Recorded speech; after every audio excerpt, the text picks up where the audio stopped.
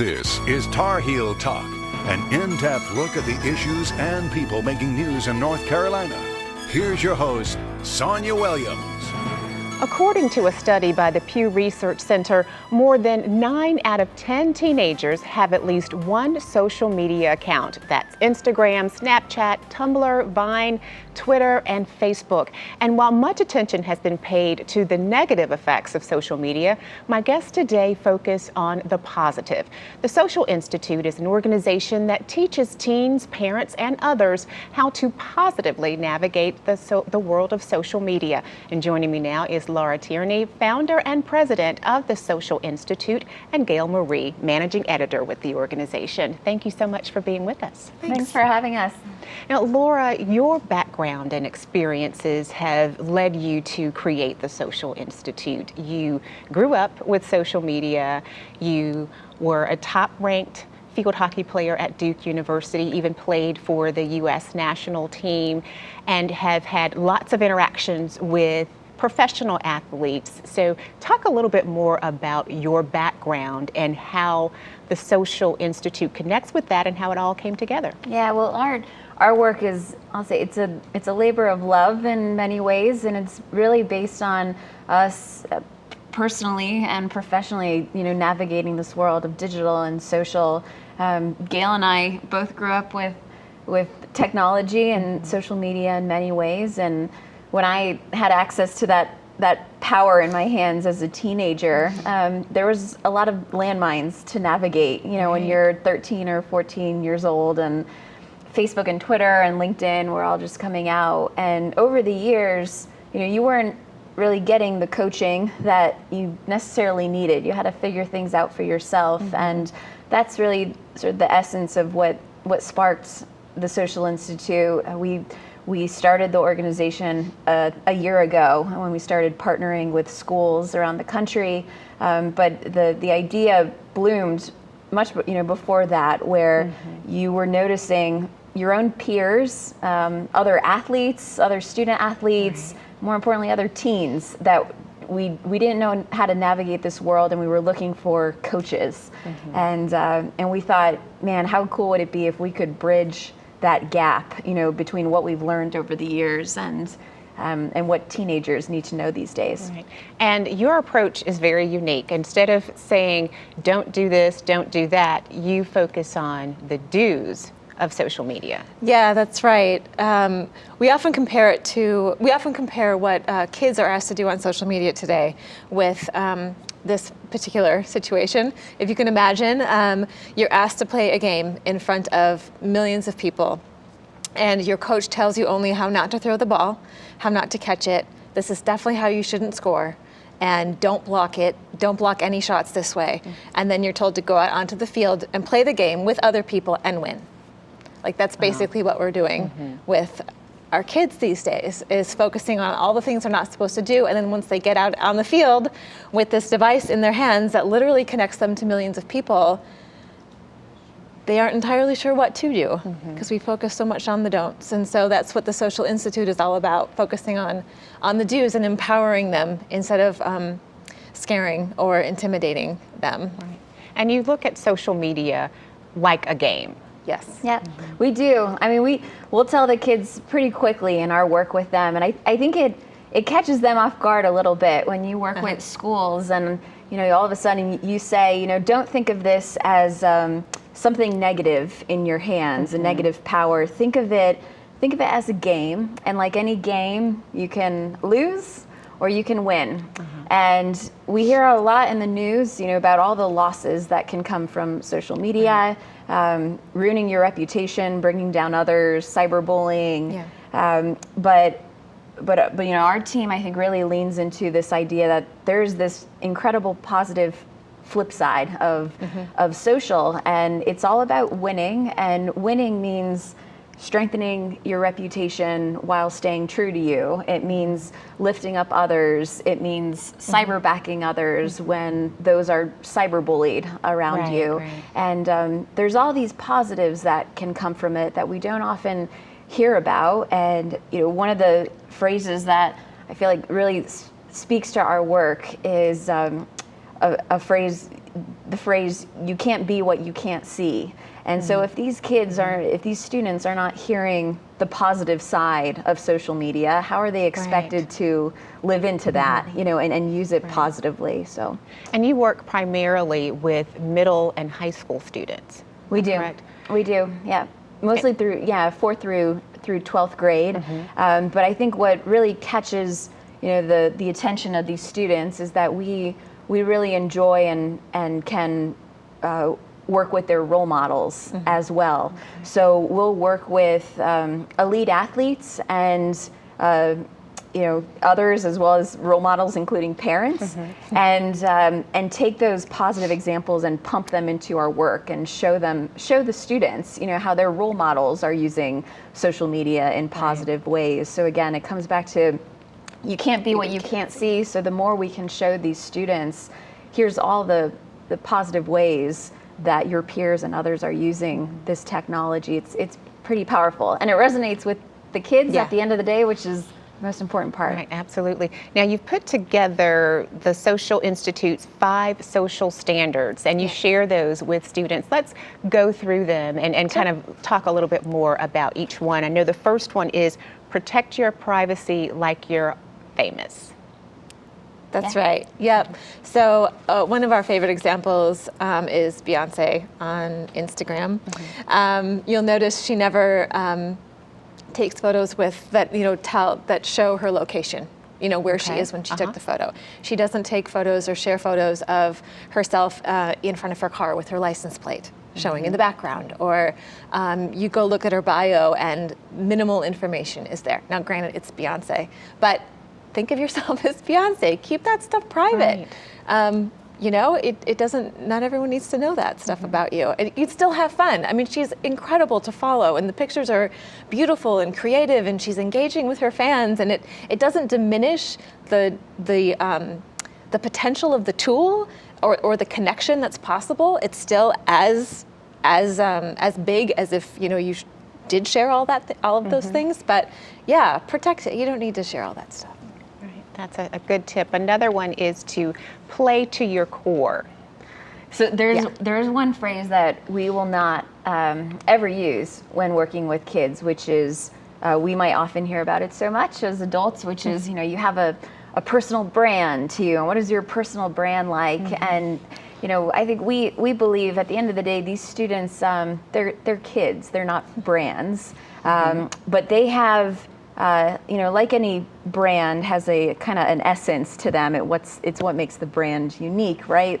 So does every student, so does every child. They have their core values, they have their interests and hobbies, they have, kind of what makes them tick, what makes them get out of bed in the morning, what short and long-term goals do they have. And so, we tell kids, students, if we were to look at your Instagram feed, or if we were to see your Snapchat, story, how much is it showing your core and what defines you? And your core is different than my core. It's different than Gail's core. But at the end of the day, what you share reflects who you are and what you believe in. And again, why not make that reflect the best version of yourself? Absolutely. So, Absolutely. Yeah. And it may not be the most popular thing, or it may not get the most likes or the most retweets or comments, but it's who you are, and it's what you're excited about. Right. That's what's important. I can imagine it takes some time to build a relationship with students that you're working with and get them to buy into this perspective of social media, especially when you're talking about middle and high school students. Yeah, well, we like working with that group, those groups in particular, because we think it's the most challenging of groups to work with. But I think we get on a student's level pretty quick, and there was one student, a good story from down in Alabama. I don't know if I've ever told you this actually. Do tell. But we there was a student who, it was an I think an 11th grader.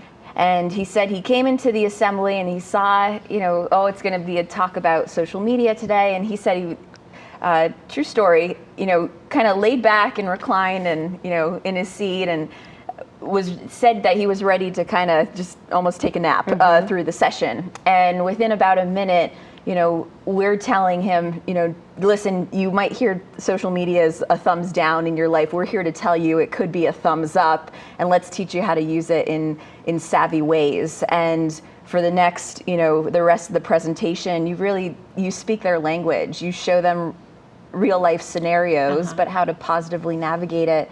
And I think the more we can, speak their language and all, they trust you, pretty quick. So it's the most difficult group, but at the same time, the most exciting and the most fun to connect with. So we're going to take a break. We'll talk more in just a minute. Okay. We'll be back with more on the Social Institute after these messages.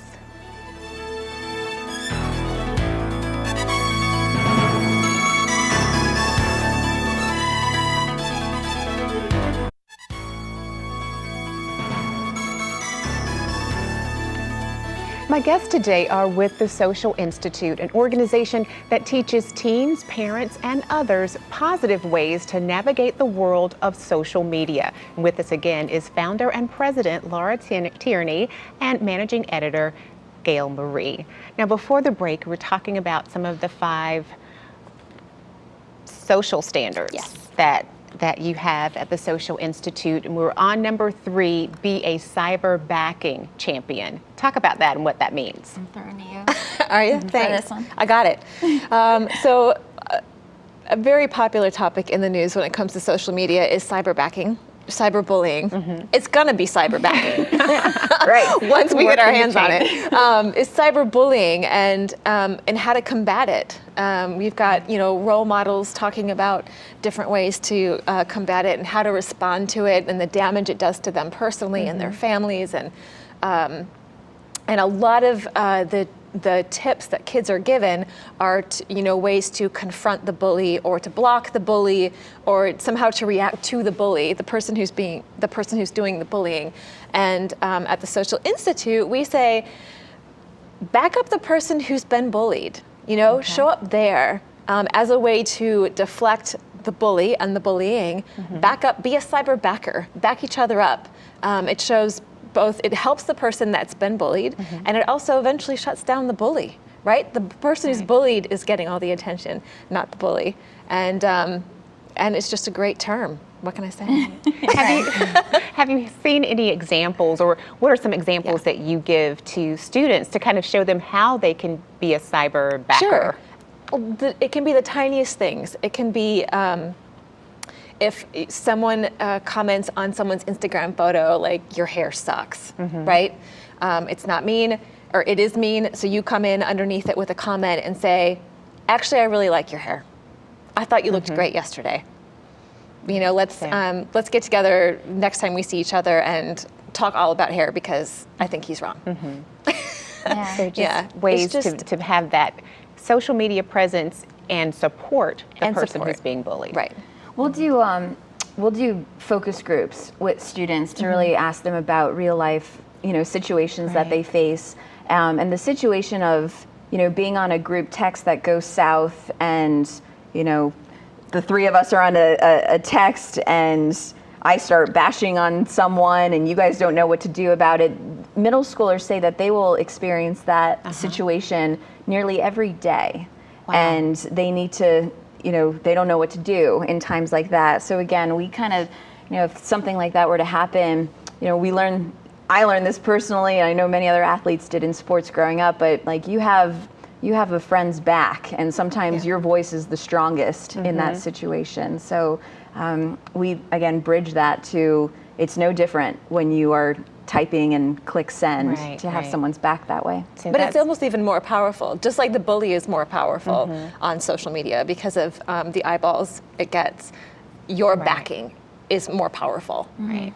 And it's interesting that the middle school students share that with you. I can imagine, a group text and someone has said something negative, either about another student or maybe even a teacher. And, as a middle schooler, how do you how do you respond? Perfect example, actually, of when the don'ts don't come in handy anymore, right? I know I'm not supposed to talk bad about a teacher, so I don't. But I'm on a group text and someone just did. What do? I haven't been informed, and so even just like, not cool, dude. Just shut it down. Yeah. At least put it out there that that's not okay with you. Absolutely. Right. Good strategy there. And number 4 is to strike a balance. As a parent, I like this one a lot.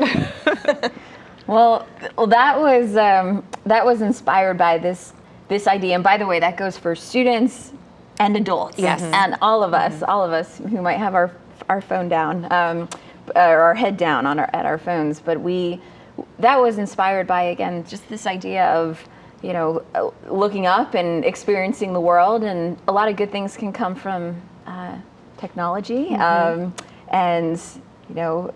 whether it's watching your favorite show, and we all have those, but or doing something else, texting, talking with friends. But this idea that there's also this world to experience, and there's a time to look down at your phone, and there isn't there's the wrong time to look down at their phone. Again, back to our conversations with kids who are on the front lines of this. I mean, they say that they hear so much of, my mom telling me not to look down, and I'm looking down so much, and like teens, we get such a bad rap for looking down. But what's fascinating is that the students are now saying that they learn that behavior from looking at their parents. So when they're getting ready in the morning, and mom or dad or who is making them lunch, they're down, heads down reading their tablet when the kid asks, hey, can you pick me up from school at 5 o'clock instead of 4:30? So they're learning these double standards, from their parents. And so we talk with students a lot, and have developed an entire a new family agreement. It's almost like a tech contract. We call it our Family Social Standards Agreement, and it's all about striking a balance and using social media positively together as a family. As a family, yeah. Right. It's I think probably one of the first, maybe the first tech contract that's also signed by the parents. So it's standards that the family lives up to together. Right. Not just the child. Excellent. How can people find out more information about the Social Institute? Our website launched last week. It's thesocialinstitute.com, and you can absolutely find us on social media, and that is Gail's brilliance behind that. But at the Social Inst. On Twitter, on Facebook, on Instagram. So. Excellent. We'll take another break and be back in just a minute. Up next, we'll have tips for parents on how you can help your child manage social media. We'll have more when Tar Heel Talk continues.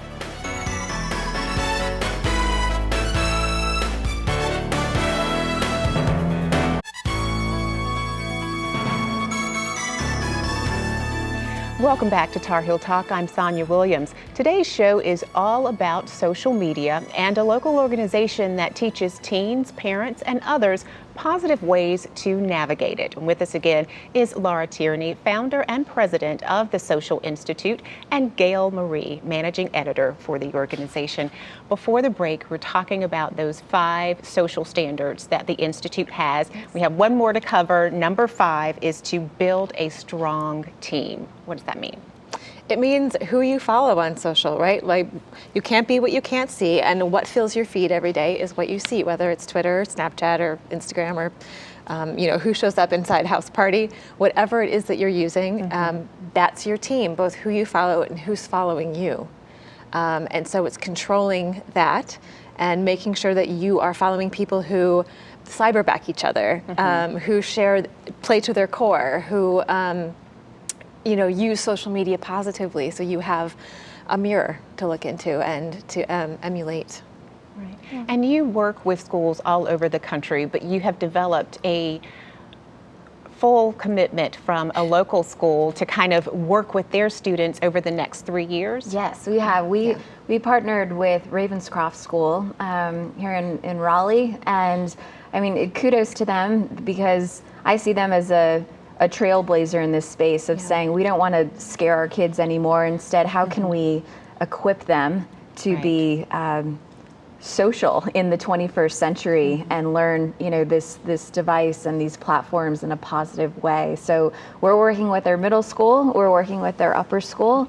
Topics vary, based on the age of the student, and it's so cool working with the kids. And we also coach the parents and the faculty as well. So it's a very holistic approach to social media education. Right, because it takes more than just one conversation to try to get your kids on track in managing social media.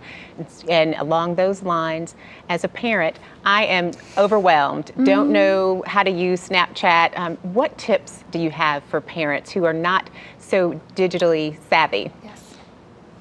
Go. You're probably picking up on many of the sports analogies at this point that we make of surrounding yourself with a good team and, playing to your core and winning the game. Yep. One of the things that we talk with parents about is there's kind of step one of seeing the positive side of social media for your kid. And when the light bulb goes off and you realize, it can be used in a positive way. They can be on Snapchat and things can be fine if they know how to use it. Step number 2, we talk to parents, is about huddling with your kid. And just like you said, and I'm sure you've experienced, it's not a one-time conversation that happens, this month every year, and then I'm wiping my hands done with it.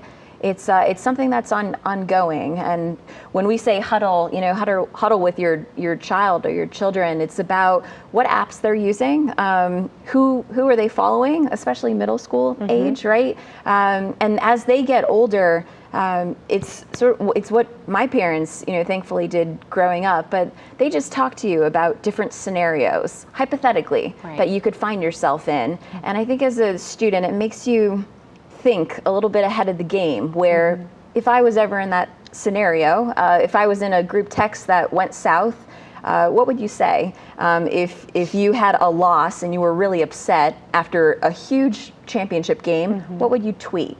And I think it starts training, a child, a kid's mindset to think, well, what would I do? And think ahead to those plays.